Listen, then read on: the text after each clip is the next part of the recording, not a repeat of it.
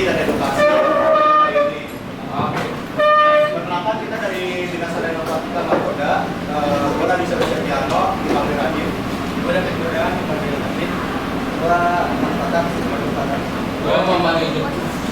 Gue dari Muhammad Ibrahim, dipanggil Yusuf. Gue Muhammad Yusuf Ibrahim, dipanggil Yusuf.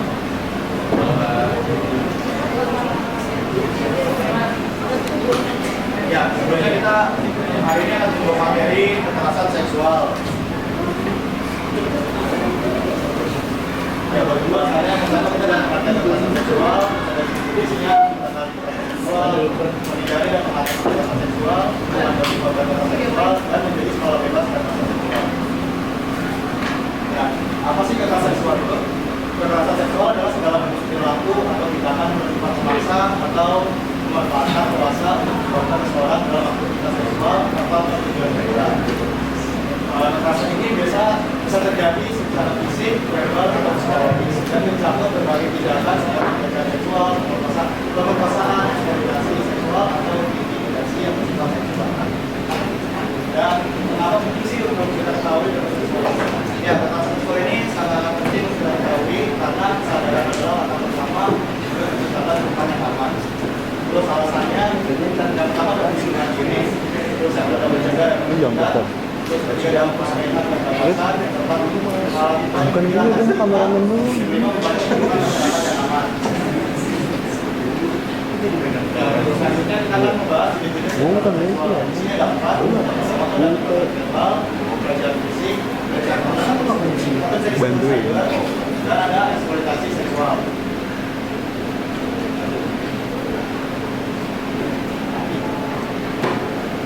Ya, untuk kekerasan verbal di sini ada 4. Yang pertama itu ada komentar dan pelecehan. Komentar pelecehan itu ada perkataan seksual, merendahkan atau yang mengomentari tubuh, pakaian atau penampilan seseorang seperti atas. Terus yang kedua ada keadaan seksual. Pasti kalian di sini ada yang sering keadaan seksual nih. Meluncur atau berlawan seksual, terutama yang bersifat ofensif dan tidak sesuai dalam konteks perhubungan.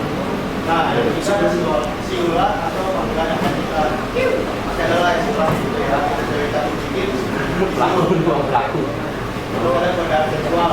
Ada juga masuk ke ranah kekerasan verbal. Kalau misalnya kalian gimana ya? Apa? Nanti lewat dari model itu masuk. Iya, iya. Terus kedua ada pelecehan fisik. Nah, pelecehan fisik ini kurang lebih ada 7 poin. Yang pertama, sentuh atau pegangan yang tidak diinginkan. Contohnya misalkan nih, kalian punya pacar atau cewek, kalian merangkul atau tujuan mereka itu masuk ke pelecehan fisik. Terus yang kedua, memeluk atau mencium. Kalau mencium maunya agak frontal nih. Pasti kalian kalau ini kita cium dulu, jangan sampai masuk ke proposal itu. Kalau proposal langsung masuk ke pelecehan fisik. Terus membuatnya dengan kontak fisik. Kemudian kontak fisik itu contohnya misalkan kalian meraba punggungnya atau meremas atau apa itu masuk ke ya, atau masuk ke pelecehan fisik. Terus juga ada memblokir jalan atau mendekat terlalu dekat. Nah, memblokir jalan atau mendekat terlalu dekat itu contohnya misalkan ada cewek lewat, terus kalian dekatin atau enggak kalian kayak menghalangi mereka deh. Tujuannya tuh untuk merayu istilahnya. Dan itu sangat mengganggu si korban karena proses tidak nyaman. Terus menyerang atau menyakiti fisik. Nah, menyerang atau menyakiti fisik ini sebenarnya masuk ke ranah keluarga ya. Bilang KDRT. Contohnya yang mendorong, menampar atau ya istilahnya kasar lah. Terus menggunakan benda untuk melakukan pelecehan. Nah, yang dimaksud menggunakan benda ini, misalkan kita punya tongkat nih, terus kalian gunain tongkat itu buat kepuasan pribadi, contohnya ada ke daerah privasi perempuan. Itu atau bersifat takut ini sangat frontal sekali dan ini termasuk ranah juga karena istilah pencabulan.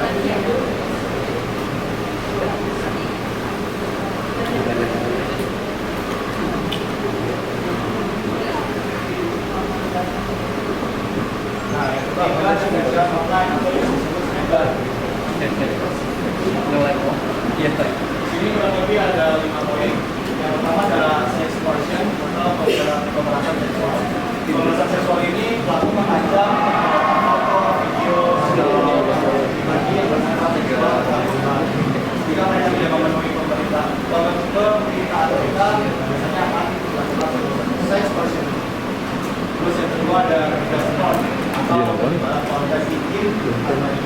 Gak usah. Misalnya lakukan sebagai balas dendam setelah hubungan terakhir atau Langsung pun si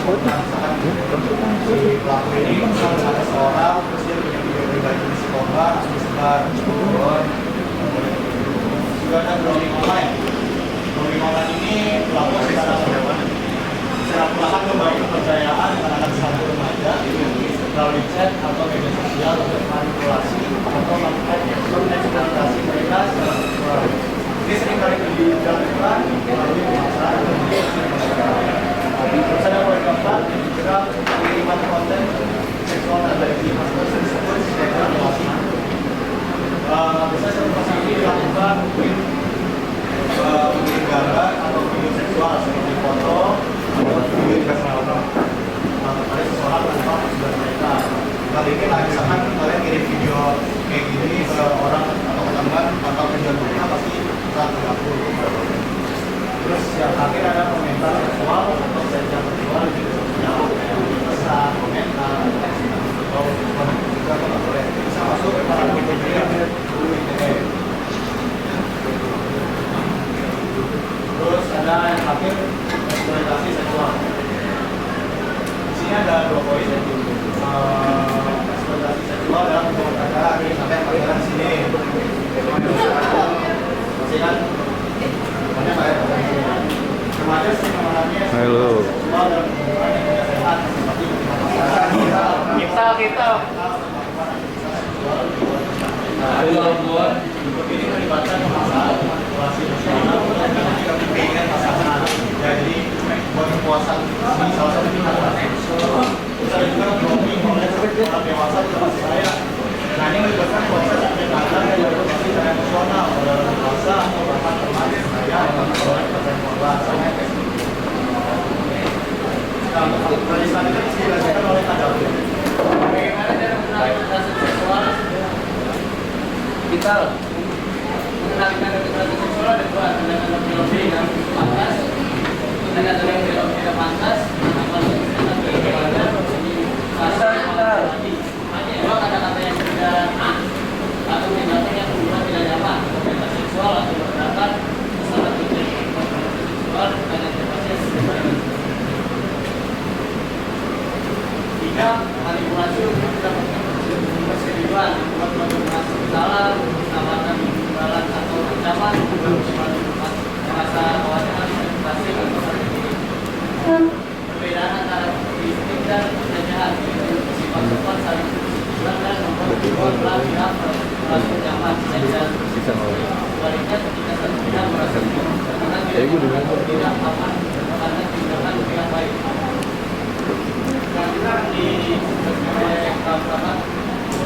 Cara menghindari dan mengatasi kekerasan seksual. 1. Batasan pribadi. Tetapkan batasan pribadi dan memahami apa yang membuat Anda merasa nyaman atau tidak nyaman. Meliputi batasan fisik, emosional, dan seksual. Sampaikan batasan tersebut kepada orang lain dengan jelas dan tegas, dan jangan ragu untuk mengungkapkan apa yang Anda anggap sebagai perilaku yang tidak pantas. 2. Menghargai dan menjaga batasan diri dan orang lain. Selalu hargai batasan yang ditetapkan oleh orang lain. Jangan melakukan tindakan yang dapat dianggap sebagai pelecehan atau invasi privasi.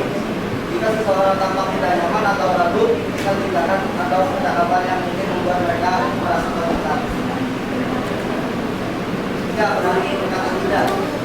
Ketika menghadapi situasi yang tidak nyaman, penting untuk menolak dengan tegas. Gunakan kalimat yang jelas seperti tidak, saya tidak mau, atau tolong jangan lakukan. Mengatakan tidak adalah hak Anda, jangan merasa bersalah karena menjaga diri sendiri. Ingat bahwa Anda memiliki hak untuk menolak sesuatu yang tidak Anda inginkan. 4. Menolak dengan tegas tanpa merasa bersalah.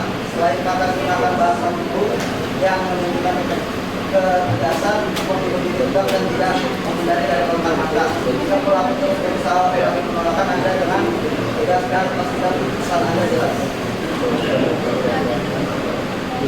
Mencari bantuan jika Anda merasa terancam atau telah mengalami kekerasan seksual, bicarakan dengan orang dewasa yang Anda percaya, seperti orang tua, guru, atau konselor.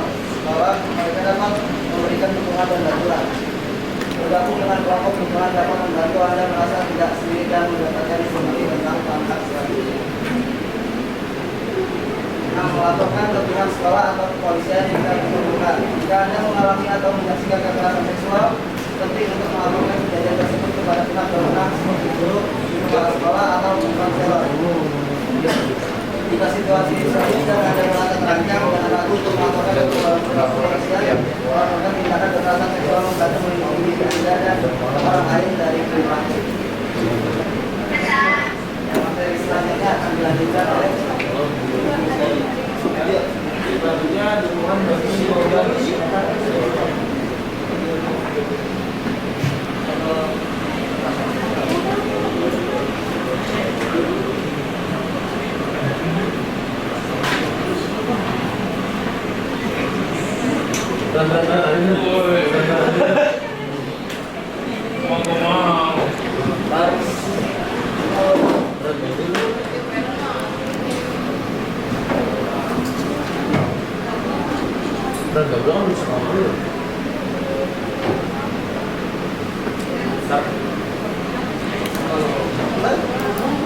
Ini awal kemarin untuk roaming itu saya roaming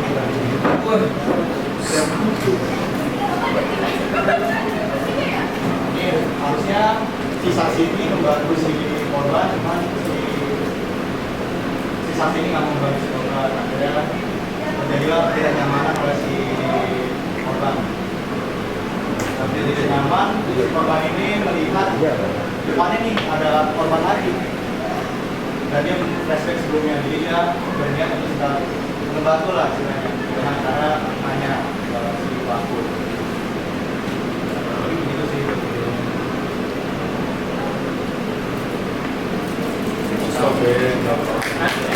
Hobi gua, hobi. Oh, Beran, dengerin Beran. Stop pelecehan seksual. Agak, Bon. Belum, Bon. Dia jadi korban. Kata dia.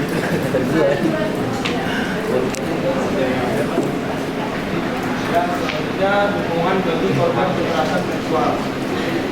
Apa yang harus dilakukan ketika kita menjadi korban kekerasan seksual? Yang pasti teman-teman harus tenang, Nggak tahu tanya. melihat situasi apa yang menjadi korban sebelum kita tenang dan berusaha melihat yang bisa kejadian yang telah terjadi, supaya teman-teman bisa menceritakan ke orang teman atau orang tua, guru atau bahkan guru ya. Setelah itu pasti diprioritaskan keselamatan, cari tempat yang aman setempat mungkin, jauh dari pelaku dan dari situasi yang dapat membahayakan diri Anda lebih lanjut. Tapi teman-teman harus menghindar sama orang yang suka melakukan kekerasan seksual. Itu langkah-langkah yang harus diambil segera. Yang pertama yaitu mencari perlindungan. Cari perlindungan di tempat yang aman. Ini bisa berupa rumah teman, keluarga, atau tempat penampungan. Kedua, mengumpulkan bukti. Mengumpulkan bukti seperti foto atau rekaman, lokasi kejadian, pesan teks, atau email atau kabar layar yang berhasil berisi ancaman atau pelecehan. Catatan menulis mengenai kejadian yang termasuk tanggal, waktu, dan saksi yang mungkin ada di tempat kejadian. Sehingga jangan mengubah kondisi. Jika Anda mengalami serangan fisik, hindari mencuci atau mengubah pakaian yang dapat menghapus bukti, misalnya pakaian, rambut, atau barang lain yang mungkin terlibat. Pentingnya melaporkan kasus kekerasan seksual. Melaporkan kasus kekerasan seksual penting agar pelaku dapat ditindak sesuai hukum. Ini juga dapat mencegah orang lain mengalami kekerasan seksual, misalnya orangnya telah melakukan kekerasan seksual yang bisa diproses secara hukum. Selanjutnya yaitu memberikan akses kepada korban untuk mendapatkan dukungan dari lembaga yang berwenang dan layanan rehabilitasi. Ini ada beberapa lembaga yang mendukung para korban kekerasan seksual, yaitu ada P2 dan P2A, Pusat Pelayanan Terpadu Pemberdayaan Perempuan dan Anak. Kekerasan termasuk pelayanan medis, psikologis, hukum, dan rehabilitasi. Mereka dapat membantu korban mendapatkan penanganan yang tepat dan melaporkan kasus ke pihak yang berwenang. kedua Komnas Perempuan. Ini lembaga ini memberikan dukungan dan dukungan bagi perempuan yang menjadi korban kekerasan. Termasuk kekerasan seksual, mereka menawarkan layanan konsultasi, advokasi, dan pendidikan. Yang ketiga, lembaga swadaya masyarakat atau bukan LSM. Banyak dari LSM juga menawarkan layanan dukungan, konseling, dan bantuan hukum. Contohnya adalah Yayasan Puli dan Yayasan Siti Khadijah. Kesadaran dan edukasi. Edukasi tentang kekerasan seksual meningkatkan kesadaran masyarakat tentang kekerasan seksual dan cara-cara untuk mendukung korban adalah langkah penting untuk menciptakan lingkungan yang menyenangkan.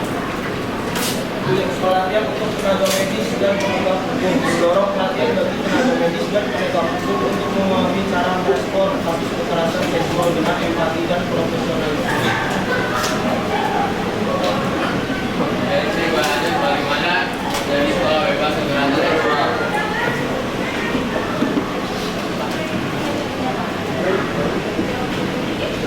Jadi sekolah bebas kekerasan seksual pertama peran guru memberikan pendidikan tentang kekerasan seksual, menciptakan hubungan yang terbuka dan saling percaya dalam sekolah. Dapat coklat. Kedua, beasiswa. Jadi akhir perubahan dengan meningkatkan kesadaran tentang eksistensi dan kedua. Bang gratis ya?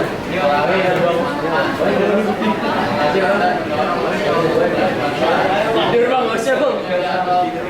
Makasih pak. Orang baik menciptakan lingkungan yang aman, pengawasan yang memadai, budaya, saling menghormati,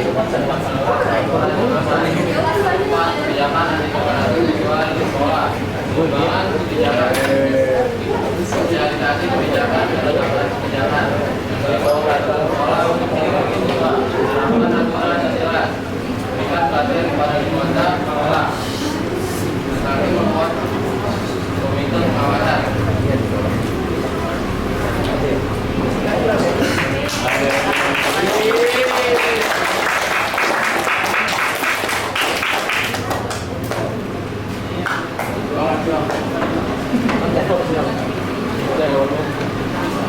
Oke, itu dari materi kita.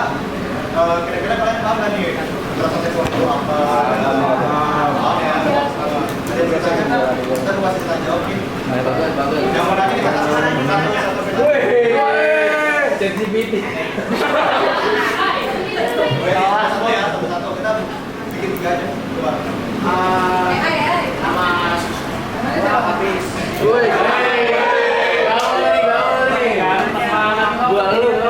Untuk memahami konsep perjodohannya. Jadi meeting tawa, jadi meeting ya.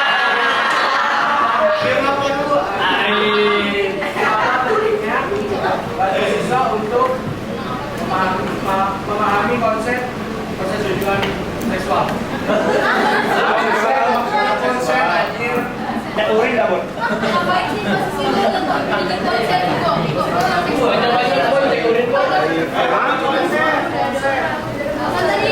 Hari yang kaya juga berapa? Iya. Kalau bisa kita jadi korban kan kita harus Ada gambar. saya lihat. Kalau bisa kita jadi korban itu kan kita harus ngelaporin ke pihak kedua itu kan mereka harus dibuktiin tentunya. Tapi kalau misalnya pelakunya itu punya kekuasaan yang lebih di atas kita dan dia tuh malah pas dibawa ke pihak kedua itu pas diselesaikan secara hukum pun ternyata dia cuma dapat hukuman ringan dan gak menutup kemungkinan kalau dia bakal balas dendam yang lebih parah gitu kita karena udah kita laporin itu solusinya gimana ya kira-kira kalau menurut Satu lagi. Kita belum ada. Siapa yang mau tanya? Apa? Diri. Bagaimana cara siswa dapat saling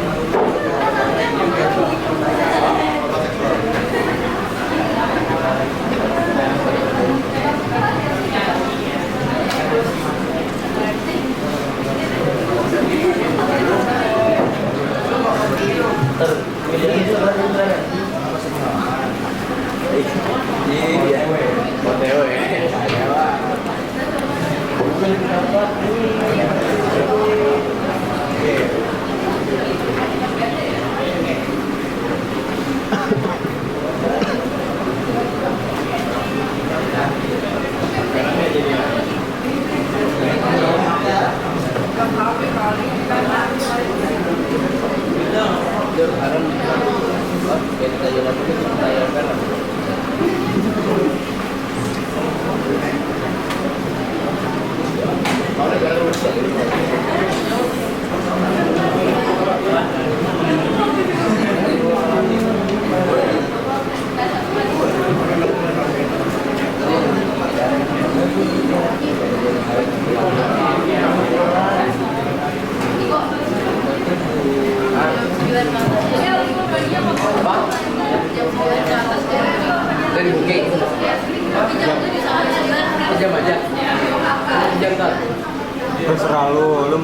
7 apa enggak, tapi gue datang jam 8. Gue datang jam 8.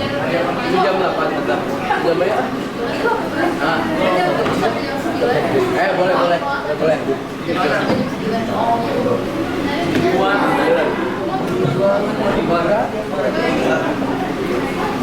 Oh, jam 7 sampai jam 9. Jam 7 sampai jam 8 gue ngulik. Itu lagi abang bilang dah kita main lagu guys. Guys, coba sih. Iya nih.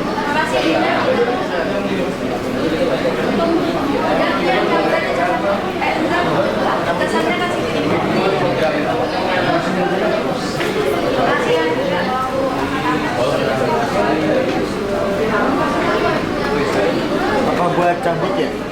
Cabut kali ya? Mungkin pertanyaannya anak dari ya, yang bagaimana anak siswa dapat hukum jika teman mereka menjadi korban kekerasan seksual. Mungkin yang pertama dilakukan itu buat korban didengarkan dulu ya, memberikan ruang bagi korban untuk berbicara tanpa merasa dihakimi. Terus yang kedua, menunjukkan empati, menyampaikan bahwa mereka percaya dan mendukung teman yang mengalami kekerasan. Jadi kayak dirangkul lah buat si korban ini biar saya tidak down karena pasca kekerasan seksual itu. Terus mendorong mencari bantuan kayak membantu korban menghubungi konselor, guru atau layanan bantuan.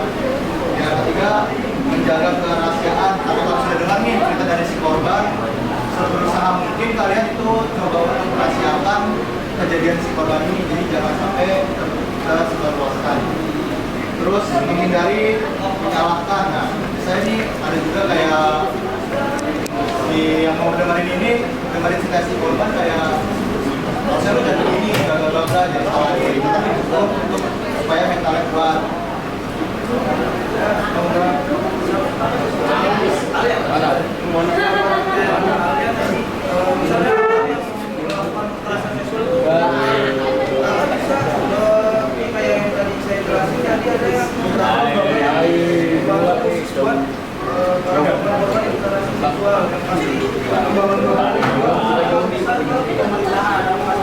Orang yang kalau punya pengaruh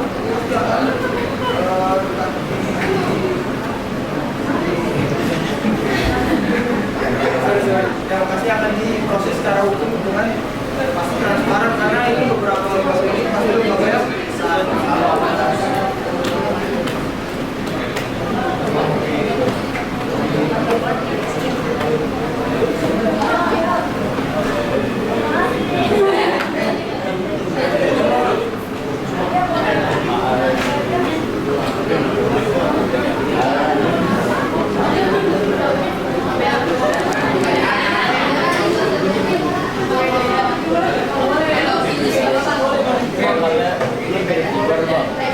Aku pakai earphone tuh.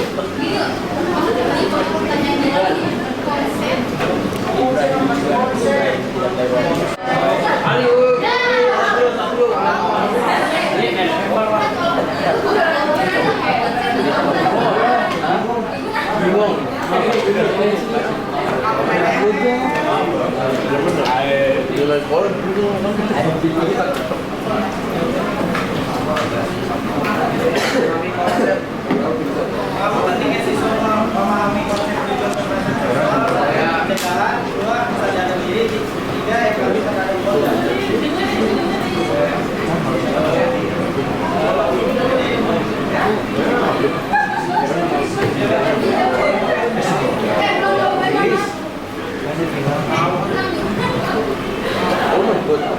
Oke, sekian, terima kasih ya buat semuanya nih udah dengerin kita, hebat sudah waktunya nih.